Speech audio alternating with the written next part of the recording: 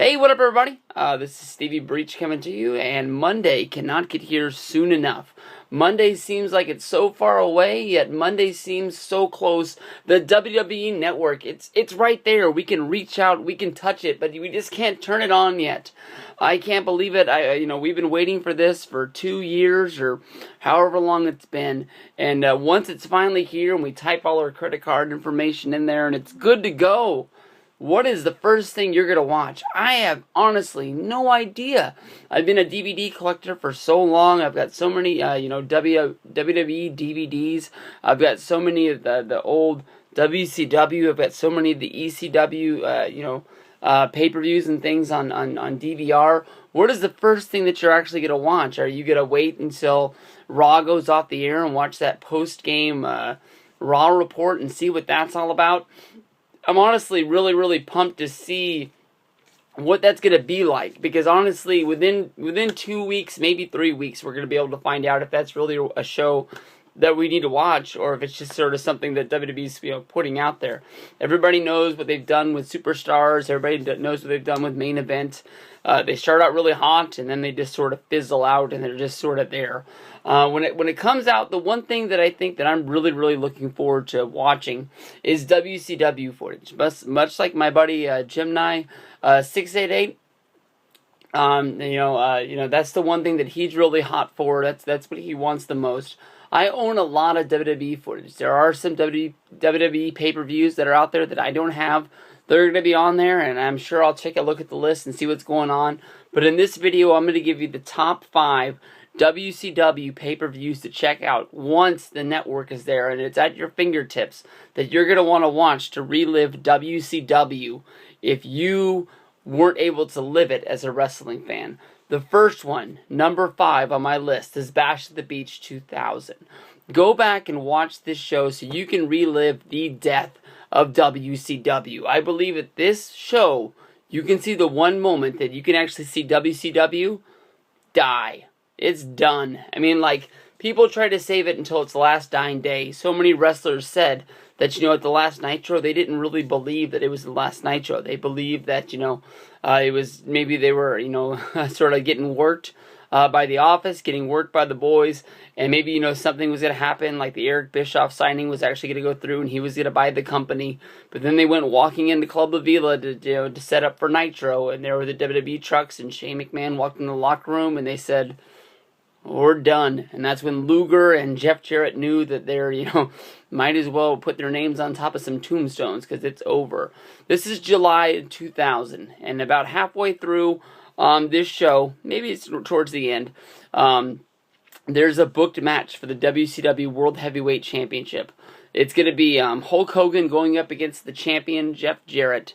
And basically, all hell breaks loose. Everybody knows of the so-called Vince Russo shoot. I'm sure you've looked it up on YouTube once or twice in your time and checked it out. But basically, Russo comes out there and brings up the whole big old creative control card from Hollywood Hogan, saying that he wants to take WCW in a new direction, who he wants to, be the guy to save WCW, and he's been trying his best, but every time he can, Hogan shows up with his creative control card that's in his contract and says, I want to be the champion, and that's it. So basically, Russo let Hogan be the champion, told Jarrett to lay down in the middle of the ring. They pinned him, 1, 2, 3. Hogan got his belt, and he walked out. After that, they had a Goldberg versus Kevin Nash match, which sucked. Yeah. It's basically Goldberg getting his win back from Kevin Nash after Nash beat him for the championship and was the guy that in the streak. And then Russo came back out and said the show wasn't over, and Russo wants to do the best he can for WCW because he wants to do it for the guys in the back, like the Jeff Jarretts and the Booker T's.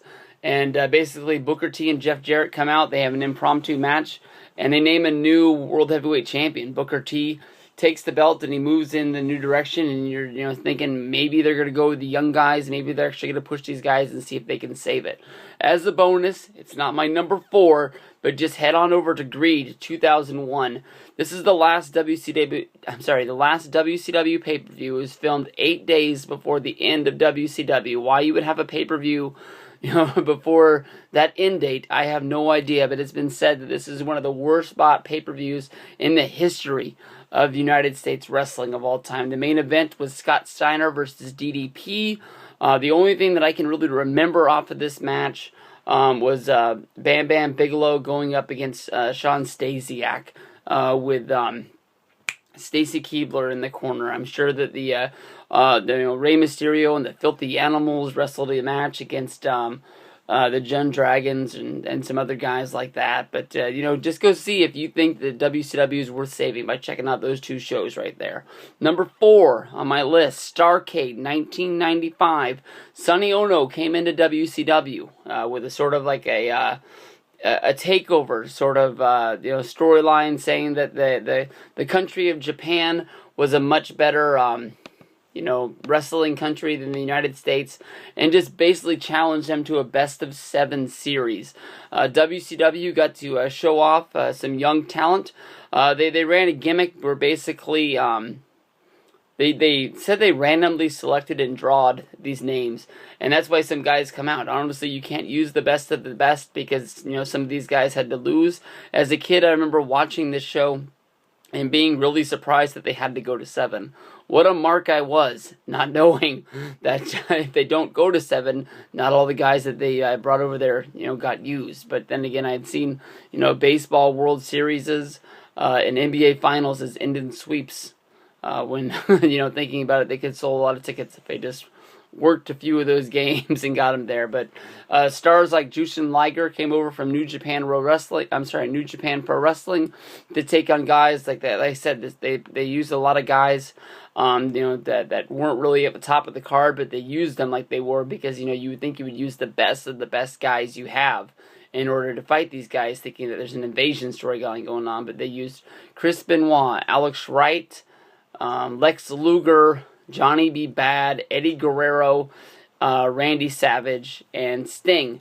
The one guy that honestly really stood out for me was this is the first time I saw Eddie Guerrero wrestle. I've said 1,000 times that I was never the biggest Eddie Guerrero fan, but this is honestly the first time I'd ever seen him, and it really caught my attention that they would use this guy that they were calling a rookie in a match like this, and he felt really bad that he lost this match. He had one of the longest matches, and he lost to a guy, he just really took it like he felt like he let down WCW because it put them at a point where New Japan was up in the series, 3-2, where Savage and Sting had to come out and really pull it out. In the end, Sting got the win, and WCW won the whole tournament deal, and they got to keep Nitro or whatever the heck the whole tournament was for. I have no idea. But then just to make this a WCW sort of event and make sure that everybody would buy this show and make Cinema Home happy. Right after that whole deal is over, there's a triangle match to be the number 1 contendership of the World Heavyweight Championship. Ric Flair, who didn't wrestle in the tournament, who I'm not 100% sure, if you go back and say, I think he turned down his shot because he was a heel. It would make him hated, and he didn't want to help out WCW, and it would make him, sort of favored in this whole deal. Lex Luger and Sting, who both wrestled in this match, they were both in the tournament, so they'd already had one match under their belt, making them easy pickings. Basically, Ric Flair won this triangle match by countout, putting him in the finals against Randy Savage, who had also wrestled in the tournament as well. So it was sort of like, at this point, at least Savage had time to catch his breath from his match. But Flair, coming right out of one match, going into another. Of course, Arn Anderson came out, hit him with the brass knucks. Boom, and it was over. But this is a fucking awesome pay-per-view. Why it didn't make me expand my horizons and check out more stuff from New Japan Pro Wrestling. I don't know. I think I was just a WCW mark watching what was over on my TV at the same time. But make sure you check that out. The next show, number 2, I guess I'm counting down. I went 5, 4, 3, 4, 5 on my list because I'm a moron. But this isn't the best show, but it's one that sticks with me, just like I said on this last one, because, no, I'm all screwed up. I skipped the show. We'll just go with this one because I'm talking about it anyways. We're going to go with Uncensored, 1995. This is by far not the best show in the world, but it's one that sticks with me from when I was a kid. Basically, the whole deal about Uncensored was that it was a WCW pay-per-view, but it was not endorsed by WCW at all. There was no rules, no countouts, no nothing. Anything goes. And on this show, they broke every rule that they said was going to be on this show. They said no rules. Randy Savage defeated Avalanche, which is Earthquake, by disqualification. I have no idea how you can have a disqualification on a show that's supposed to have no DQs. There's supposed to be no censoring. They had a match that was on the back of a truck that was enclosed by barbed wire with hay bales and other various assorted weapons. And in this match was Dustin Rhodes, aka Goldust, going up against Blacktop Bully, a former member of Demolition, or Repo Man. And these guys beat the hell out of each other in the back of a truck as it was driving down the Georgia highway. This was fucking awesome. I remember when I heard that this was going to go down, I was like, I have to see this. This is something that I want. I must watch this. I want to see guys fight down there. And in WCW fashion, they spared no expense. There was a helicopter. There was 100 different cameras inside of this truck. There was a car following it. There was a guy on a motorcycle shooting his camera at it as they were driving down the road. And what you would think from an uncensored show, both of these guys got fired for blading, because they weren't allowed to bleed in WCW at the time. A whole big main event revolved around Hulk Hogan and the Renegade going up against Vader, and there was a leather strap match. Somehow, you would think with the leather strap match that you would have to, drag the guy around who you're fighting in the match. No, Vader and Hogan never got along. Flair was the guy, much like in the Vader versus Hogan, cage match. Flair's the guy that had to come in there and take the match. They have no idea what the fuck is going on in this match. Either there's 1,000 different things. Jimmy Hart's been kidnapped. The Macho Man does a run-in, and he's supposed to be Arn Anderson because you're thinking that the guy's going to come in and help Flair. The Renegade, a.k.a. Fake Ultimate Warrior, makes his debut. There's a whole bunch of shit going down in here. You got to see this to believe this. It's just one of those shows that's always stuck with me. Number 3 on the list, which was, I don't know, I'm just giving you 5 shows. Just go watch them. NWO Sold Out 1997. This is at the peak of the NWO, and this is how WCW killed the NWO. NWO is supposedly, kayfabe-wise, hosting their own pay-per-view with their own fans, in their own arena, and with their own referee. They arrive into the show via riding on dumpsters.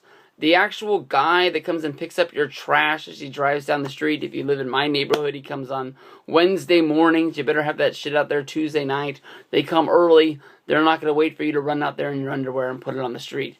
But basically, they were the guys that drove the NWO to the show. As it was snowing, I believe the show was held in Milwaukee. It was kind of cool, but looking back on it, it was kind of stupid. But then again, WCW, really used the guys showing up in limos, way too much. Maybe it was just something different. But on this show, the NWO lost 3 separate championship matches. Maybe it was to show the WCW fans that they had hope. But how? In your own arena, with your own fans, with your own wrestlers surrounding the ring, doing the commentary, your own referee in the ring, and, no disqualifications, how do you lose these matches? The Steiners beat the Outsiders. X-Pac lost the ladder match when every single guy could have ran in there. There's no disqualifications. There's no rules. One guy could have held the other guy down and climbed up and grabbed the belt and just threw it to X-Pac and said, "Here, you win." And then in another, in the finale, Hogan lost to the Giant in a no contest because the NWO ran in. It's their own pay-per-view. There's no rules. I got no clue. you gotta watch this just to see how WCW handled the NWO and how it went down. Last on the list, Starrcade 1997. You gotta see this. This is a fucking awesome show, headlined by Sting versus Hogan. In my opinion, in my time of watching WCW, I know a lot of people love Flair versus Harley Race. I know a lot of people love, the Flair versus Dusties from the early Starrcades. Honestly, I wasn't a WCW fan then. I don't know anything that's going on. I can watch those matches, but I'm sure that I can't sit through the other stuff that's on that card. But basically, this was the best of the best roster WCW ever had. You get Hogan and Sting. You get Diamond Dallas Page versus Kurt Hennig, Buff Bagwell against Lex Luger, Saturn versus Chris Benoit, Bill Goldberg versus Steve McMichael, NWO versus WCW match, Eddie Guerrero versus Dean Malenko. Lots and lots of awesome stuff in this. You can see Bill Goldberg very, very early on in his career. This is very shortly after his debut. I remember that the streak was almost never happened. Mongo, it was rumored to beat Bill in this, feud 1,000 times in order to do it. Why WCW stuck to their guns and would Bill win these early matches, I have no clue. But there's a whole bunch of stupid shit in this show. Basically, there's a singles match between Larry Zbyszko and Eric Bischoff, where basically Bret Hart's the special guest referee. If the Larry Zbyszko wins the match, WCW keeps Nitro. If Eric Bischoff wins, it becomes the property of the NWO. Hogan beats Sting by some shit with the fast count, which is slow as hell. Bret Hart comes down saying he's never gonna let another screw job finish because this is his first appearance after the screw job in WWF, which is a year later. It was fucking forever in order for them to get Bret on TV. Well, it wasn't a year, but it was fucking forever. They teased Bret like he was going to show up the next night, and it just as a wrestling fan was like, he's going to show up this week. No, he's going to show up this week. He's going to show up this week. I don't know, but these are the 5 to 6 shows you need to see when you turn on that network that morning, and it's a grand day. I'm sure a lot of wrestling fans are calling in sick just so they can touch it all and feel it all and see what's going on with that network, Daddy. It's going to be awesome. You want to watch some WCW? That's what you want to watch right there. As soon as I can make a WWE list, I'll let you know. I'm going to try and make sure that all the things aren't on DVD, so that way it's something that won't be in your collection and I'm not wasting your time. Peace out.